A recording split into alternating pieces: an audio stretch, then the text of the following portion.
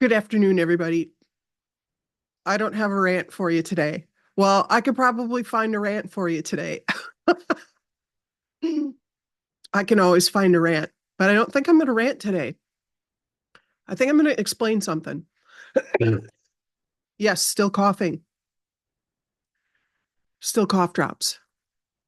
Um, I'm going to explain something because I love that I'm getting little bits from people here and there. Thank you for keeping them short and sweet and not opening up a 10-hour conversation.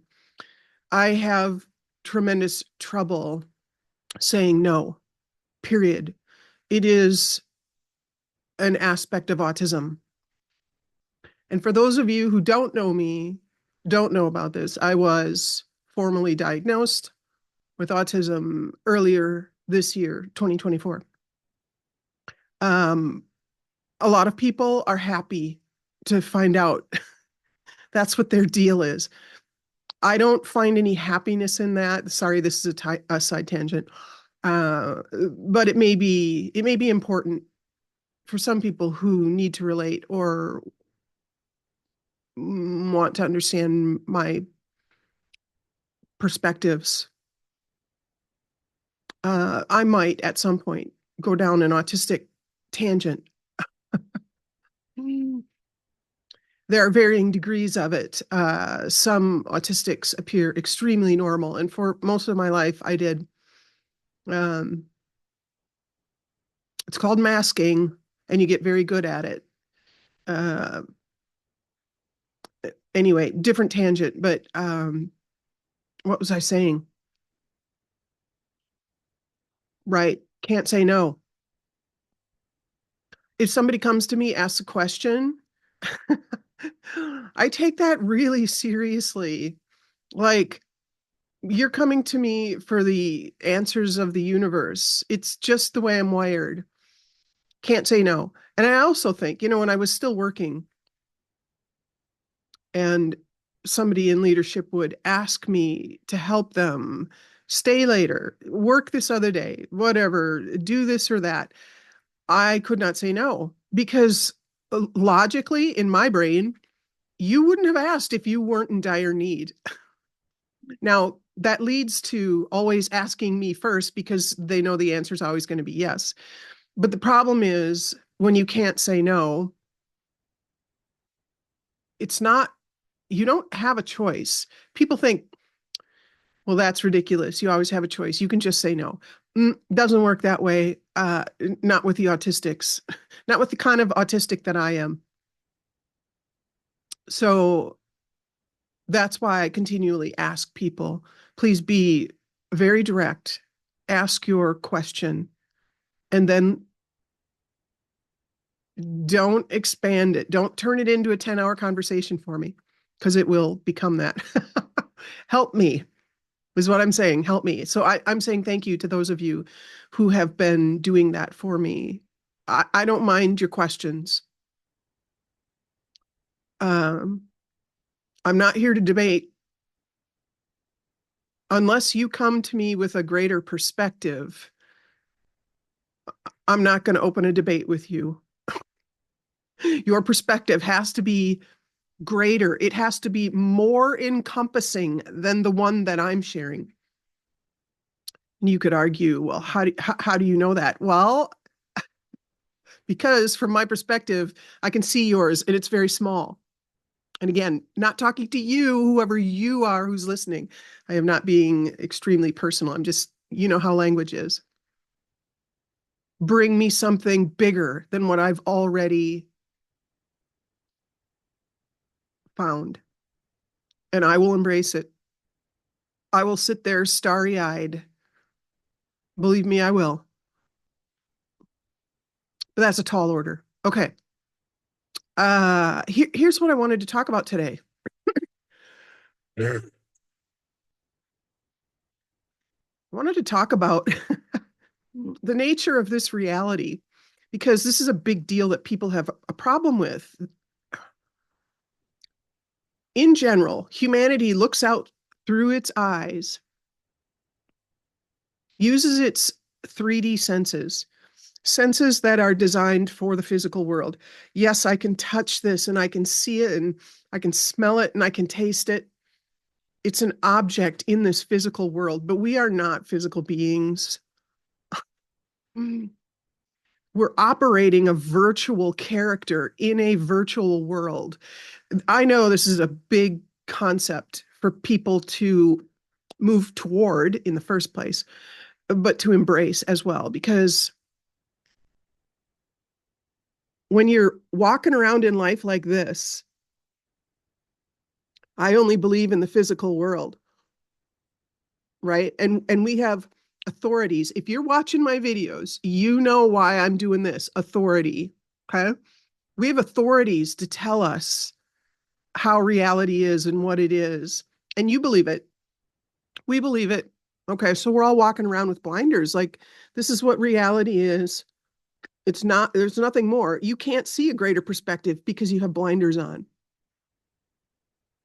And you've decided who the authorities are, and you're going to believe every single word they say, right? Eventually, people like Galileo are redeemed, but it might take hundreds or thousands of years. Go watch my previous videos and get a grasp on this problem with authority. You don't want to do that. You don't want somebody outside of yourself making blinders for you that you keep on your senses, that keep you imprisoned in this virtual reality that we call the physical world. Okay. That's the first thing. Not going to elaborate too much today because I'm going to try actually to make a short video. It's already been 10 minutes. I am destined to be screwed, but well, okay. Now, we have a virtual reality. Why do we have a virtual reality? What's up with that? Well, just think about the term. This is the term we're sort of using now. It's a good term because there have been enough virtual reality experiences via our technology. It started many, many, many years ago. Like more than 20 years ago, I was already playing a game called EverQuest with my, at the time, very young nephews. Uh, this was around like middle 90s, late 1998, maybe somewhere in there, even before then. I don't even remember. That was a long ass time ago already. Anyway, EverQuest was this first big online multiplayer, what do they call it? MMO, RPG, MMO, I don't know, role-playing games. Unless you've been under a rock or you're a boomer, you probably don't know anything about it. All right. So you create a character. It's all of these things were based on Dungeons and Dragons. So if you have a clue about that, the guys will. It is typically not a thing that women gravitate toward, uh, unless you're a Big Bang Theory type of woman. I sort of am, but I never played Dungeons and Dragons. But when EverQuest came along, I definitely played that. And it was because a guy who was renting from me was playing it. He's like, don't get started on this. It's all you'll do. Well, like a dumbass, I did it. And that's all I did from the time that I quit work in the afternoon until like 2 a.m. I would do this. It was fun and amazing. But the point is, you go into a virtual reality with a virtual character, and you are the god that is giving commands to this character. Now, the character has its own set of attributes that you pick before engaging in this virtual reality. You give it a personality. You have to choose a race and a class, which just means your core set of skills. Your class might be a warrior or a magician. A magician is not going to have great weapon fighting skills, and a warrior doesn't have any spell casting spells, right? You're limited in a way. You have to pick a set of limitations, but that set of limitations expands some capacities and limits others. I am drawing this analogy to tell you we are living in the same exact kind of scenario, but in a much, much more advanced way.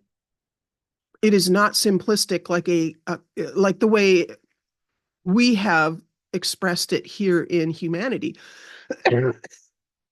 We've created it as a computer game, but essentially it's the same thing. There is a greater consciousness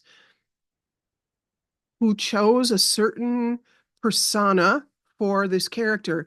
And that character goes into that world and has a set of experiences where its skills and abilities and persona either give it an advantage or create a disadvantage for it. It's just to go in there and experience it. And you, as the creator of that little character, will say, you learn things.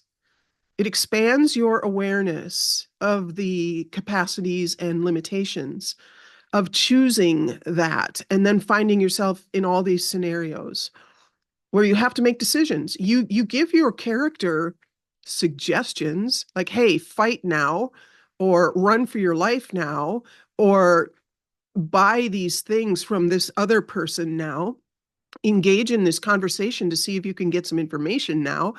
You, as the god of that character, are giving it suggestions, but ultimately its experience plays out in that virtual reality, and it's based on the capacity and limitations it was given, right?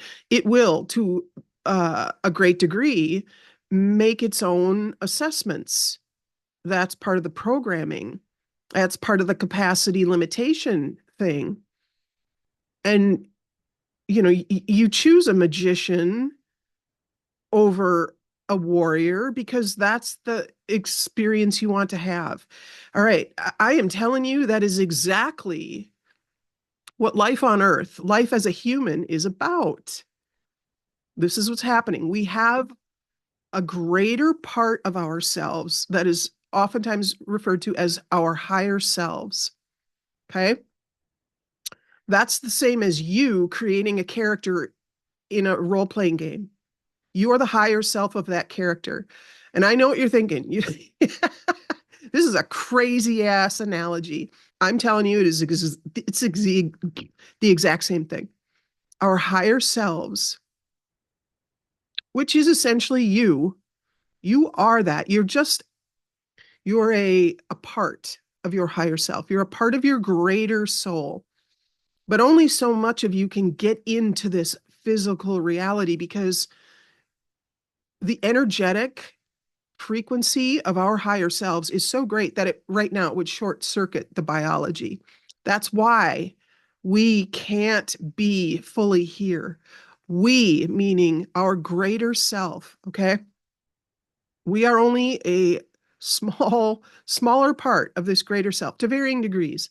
Some people are uh, really present because they've allowed their bodies to slowly adjust as more of the higher self is present.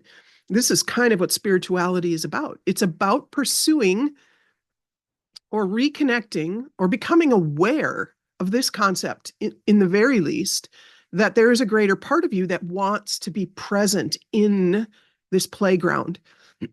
Okay? There is a greater part of you. Just as you, the human, plays the character in the role playing game, if you ask these people who play these games obsessively, they'll probably tell you, I wish I could live in that reality, not this one. That is the higher self saying, I want to be a part of this playground because it's fun and I don't care about my capacities and limitations. I love the experiences that those capacities and limitations afford me. We purposely limit ourselves. Our higher selves, our greater selves, are sparks of God, sparks of the creator, sparks of the core frequency that created all of this. I've been saying it in every video. It is the core frequency of creation. It is love. That's what we are. And there are many rays. You're going to hear this term. The rays of creation. They are rays of the one frequency, love. It all goes back to the single core frequency. Okay. And people call it many things. They call it God, Allah, source, love. They're referring to the same thing. And a lot of times they don't realize it. They don't realize it. It is a frequency that created everything. And it's has a fractal nature. So it continues to create at greater and greater detail. Okay. Now, you understand higher self is a greater part of you that would really love to be more fully here in this. This is a playground. It's a virtual reality. It is created with passion, passionate love and thought and emotion, passion.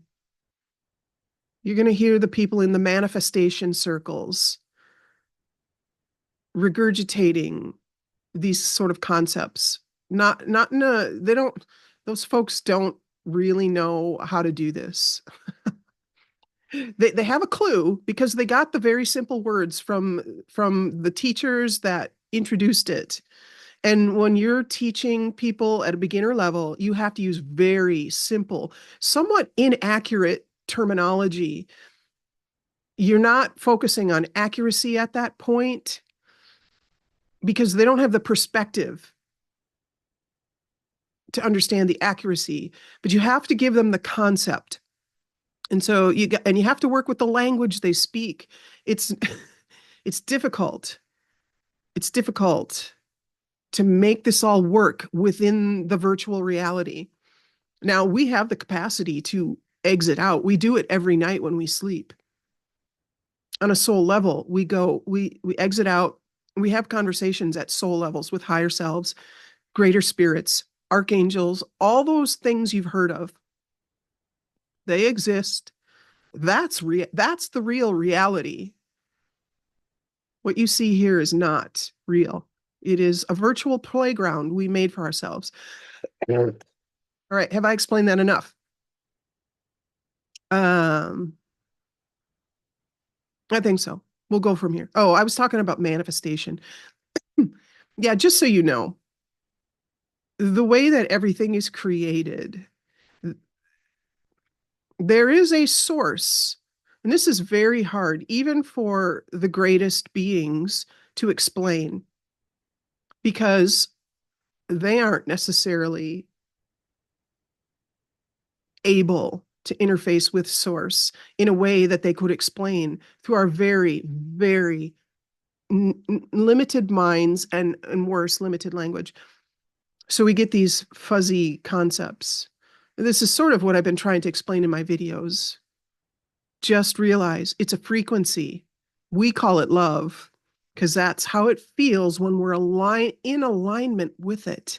You feel joy. No matter what the fuck is going on in your virtual reality, no matter where you live on the planet, what kind of strife is happening next door.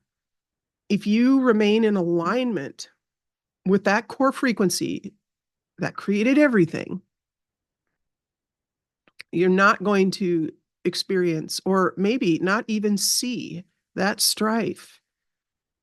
Now, if you chose that, if you need to have an experience of strife to learn what you're trying to learn or to expand a perspective you're trying to expand, and I'm getting now to the point of this whole video, you will choose very purposely to put yourself in the midst of strife and to experience it because that's what you've decided you need to expand your perspective in a certain direction. You don't choose to be a warrior if you want to understand and master spellcasting. Nobody who plays RPGs does that. Maybe if you've mastered the art of being a warrior and you want to move into spellcasting, you become a paladin. A paladin is a warrior who can spellcast, right? There are hybrids. So you might be, you might have a long trajectory of experience of living lives that express a lot of love. Maybe you've been a teacher of these concepts in many lifetimes. But at some point, everybody realizes that the light is only half of the picture. The darkness is the other half, and you will choose to experience it. You will, you have. Everyone will. That is the whole point of coming here. Every human has done this, will do this.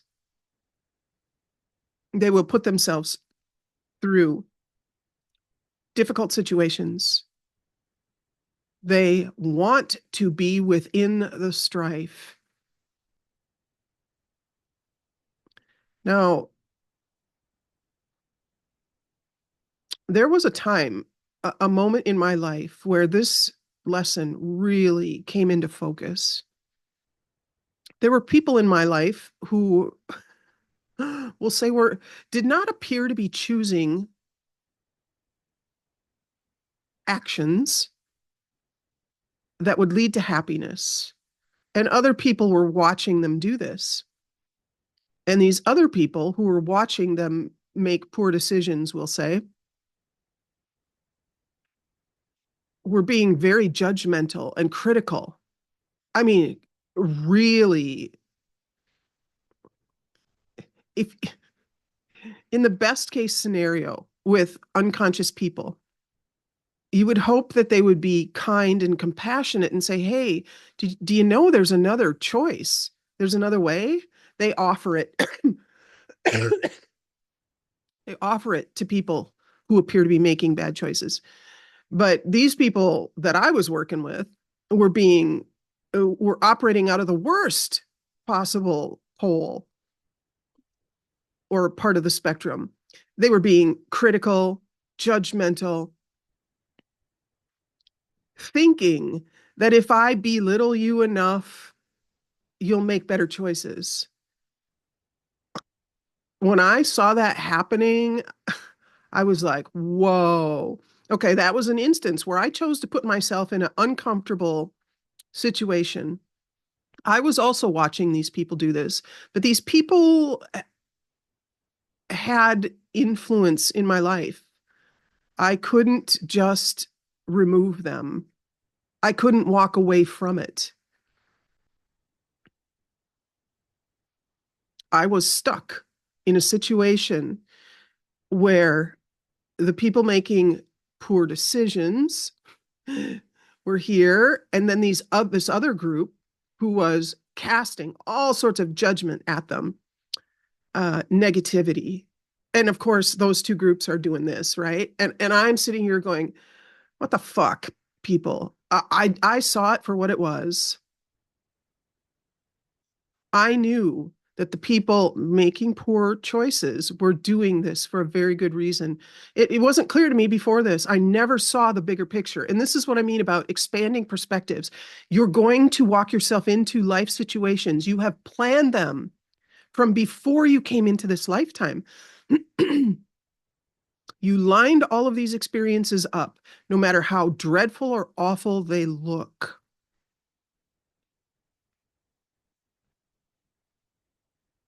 I lined this up to watch this happen and to feel. I was really angry. I did eventually yell at these people who were hurling judgment and criticism, almost vile energy at these other ones who were doing kind of stupid shit and making their lives more difficult than they needed to be. These people had to do that. You have people in your life right now who appear to be doing things that are illogical to you, making poor choices from your perspective. That soul living that way, making those choices, is doing so from a very high level. They are attempting to experience something, to broaden their perspective in a way that only those experiences will provide. Now, I know there are going to be those of you with giant hearts, bless you, who are like, that is a steaming crock of shit. Okay, click, stop watching now. I'm not going to argue with you. From your perspective, it is. But if you're here listening to me because you want a greater perspective, you want to stop the madness that a lower perspective creates, well, I'm offering you the cold hard reality. People choose strife, terror, adversity for very, very high soul level reasons.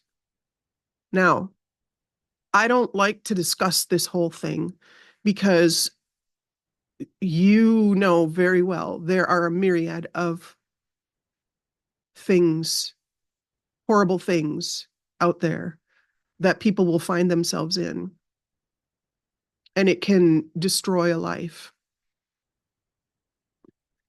It serves no purpose to debate this. What I invite you to do is simply to entertain this concept, because this is what is happening.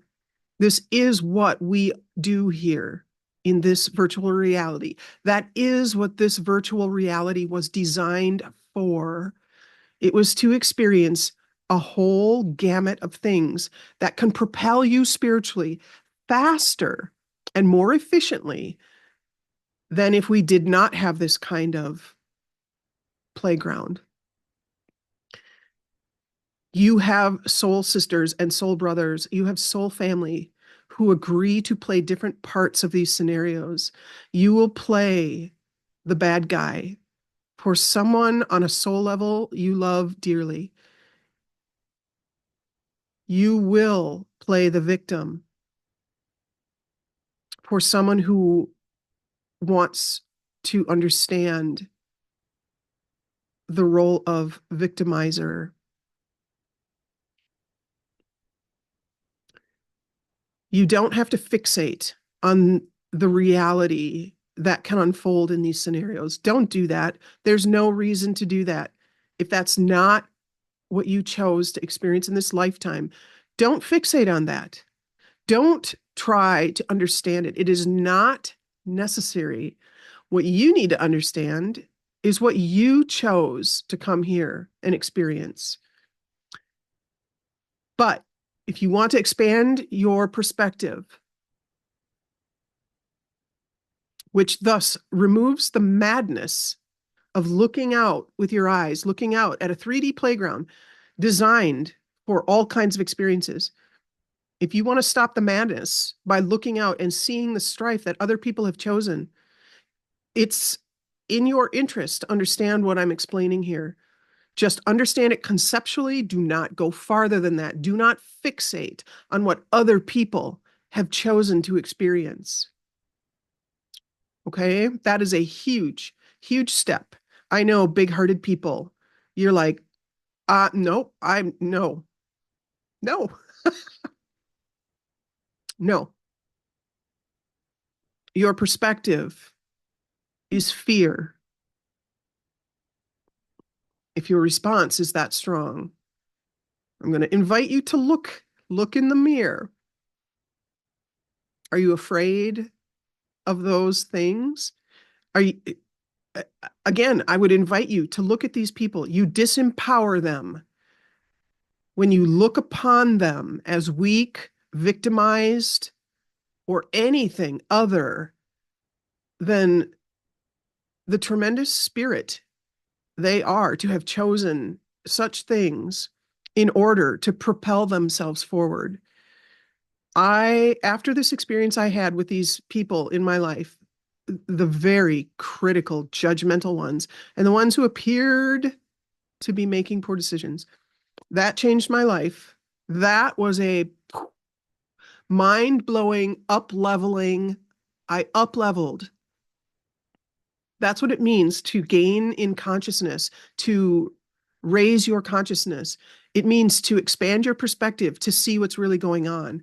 I knew those people had to make poor decisions to experience the strife of their own choice. Choosing is an amazingly powerful thing. That is a powerful spirit who makes a choice, period, who makes a choice and embraces the consequence. That's a powerful spirit.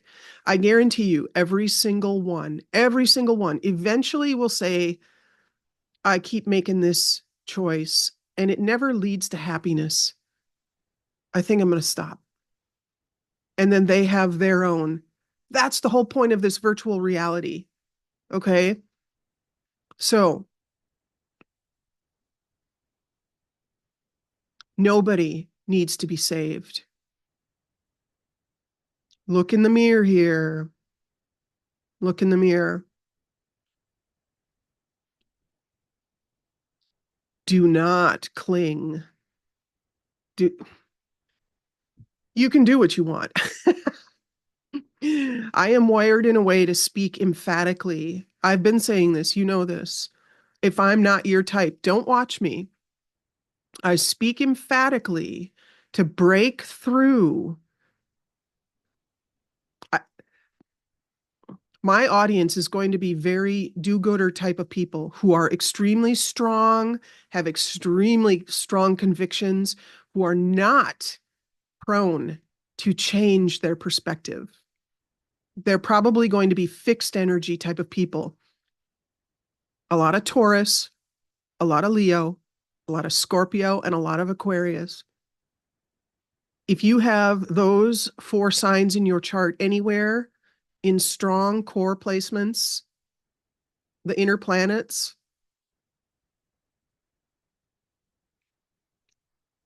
and you call yourself a champion of the little people or some sort of a savior, or I have a big heart, or I'm super empathetic, whatever it is that you have identified with, some archetype that you're here to be champion of the little people and to save the world and blah, blah, blah. You're probably my audience because I'm going to crack you upside the head. That's what I do. I am wired to do that. I am not wired to give you the fluffy, loving. Well, believe me, I am on fire. My heart is on fire about these things. I have tremendous love. My sense of love is so enormous. It is almost difficult for me. It is difficult for me to deal with. It comes out in a very emphatic way. So I'm not going to be for people who want to debate these things. I'm way beyond I'm way beyond that point where I'm getting down in the weeds with people who are still trying to justify.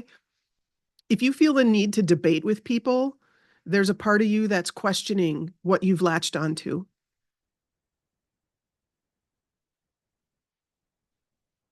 If you're tired of the madness of looking out through your eyes and seeing what you think doesn't make sense, if that's starting to drive you mad, I'm probably for you. People like me are for you because you're like, I have looked high and low. I have read every book. I have entertained everything the authorities have offered me in terms of wisdom. None of it is true. None of it is true. So who's left? I might be the only person left in your world, at least. And if you're still listening to me, it's probably true. So listen, don't get fussed up. Don't get triggered. I mean, maybe you will. But no, I'm speaking this way emphatically to sort of break through this wall of frustration that you probably got going on. I have a perspective for you that's going to answer this, and you're not going to want to hear it. That'll maybe your initial response. You're not going to want to hear it. You just want the madness to end. But I'm telling you, the madness ends when you expand your perspective, right? When you can see when you can see the logic from the greater perspective. You don't have it right now. That's why you see everything as madness. The world has gone mad. If you're looking out at everybody and saying, well, they just need to change the way they think, they need to get over on my side of the political fence. Or worse, you literally might be claiming they need to get in line with love. Do you see what I did there? You may think, you may think that what I'm preaching in my videos only belongs to one side of the political spectrum or the other. You may think that your political party is the party of love. No. I guarantee you, if you believe that, that is fear deceiving you. Neither political party is rooted in love.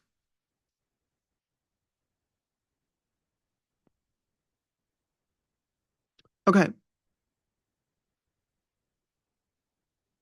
Uh, I think that's what I wanted to convey today. I would love to keep talking. It's been 40 minutes anyway. Um, that's what I want to throw out there for you. For anybody who's just starting to listen to me, who's resonating with me, I can talk this shit night and day.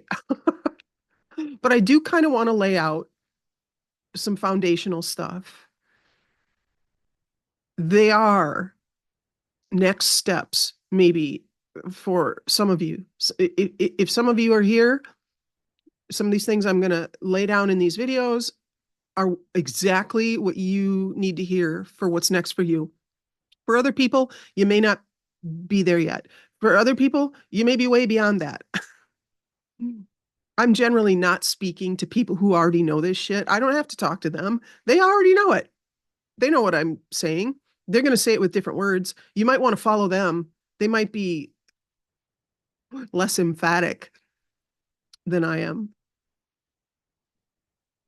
I have a ton of Aries in the Sagittarius house. Well, that's where Aries is for me. And I have all kinds of planets up there and a whole ton of asteroids. I'm pointing the way.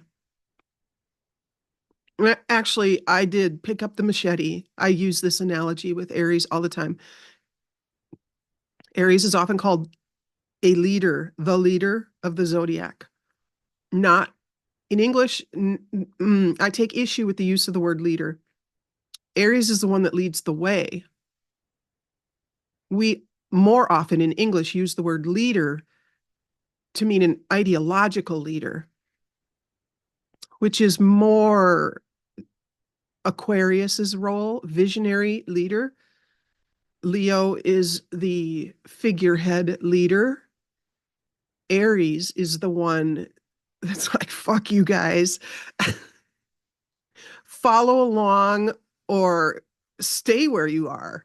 Aries doesn't give a shit, but it kind of knows the direction to go and it picks up a machete and it cuts a path through the bullshit, through the jungle. It cuts a new path. And it sort of doesn't give a shit who's following. Its attitude is like, you know what? I'm working my ass off to blaze this trail for you fools. If you can't see to follow along, well, I don't give a fuck. That's Aries. Now, don't misconstrue. Aries has a giant heart. It is a fire sign. This is your bonus content today. Aries, all signs have a giant heart. They just express it very differently. Aries actually does give a shit. It cares very deeply. That's why it wants to lead the way to something better. It looks at everybody and is like, well, I can find a way. I can cut a path. It isn't the energy that has the vision. Aries, this is why Aries and Aquarius get along really well. Aquarius, Aquarius has a vision, but it doesn't have a machete, nor does it have the capacity to like do the grind. Aquarius wants to sit there from some cosmic throne and essentially lay out the concepts for you. I am an Aquarius with Mercury in Aquarius. So that is sort of what I'm doing. I'm sitting in a sort of a cosmic place, laying out concepts for you. I can't I can't show you my life necessarily through video, how I'm living this or the path that I'm cutting. But that's what Aries does. It takes the wisdom from a group it has compassion for or that it has fiery heart for. And it says, my contribution to this group that I love so much is to pick up my machete and cut the path. But that group has to give Aries sort of an indication of where it wants to go, what it wants. Tell me what the fuck you want, and I'll cut the path. There you go. There's Aries for you. Big giant heart, sort of gruff, sort of a drill sergeant. So, yeah, I'm going to be emphatic. I'm cutting a path. I'm cutting a path. And if you resonate, well, you're probably going to follow along. If you don't, find the Taurus leader, find the Gemini leader, find the Cancer leader, find the Leo leader, Libra, Scorpio, Sagittarius, Capricorn, Pisces. I'm an Aquarius. You're getting both out of me. Go find another style of leadership or expression. Some people aren't trying to lead. I don't. I sort of know I'm acting in a leadership sort of way here. It isn't really. I don't care. I care about sharing tools. That's what I see myself doing. I'm sharing tools.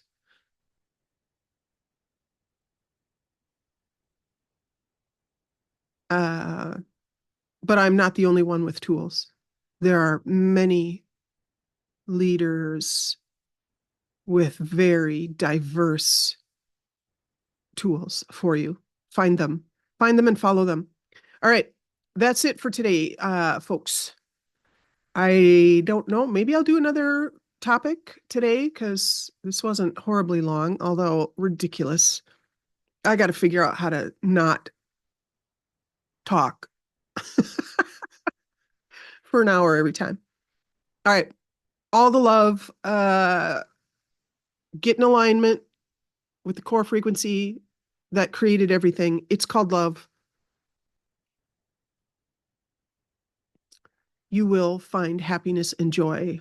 I hope you hear this message and reach out and say hello. Until tomorrow.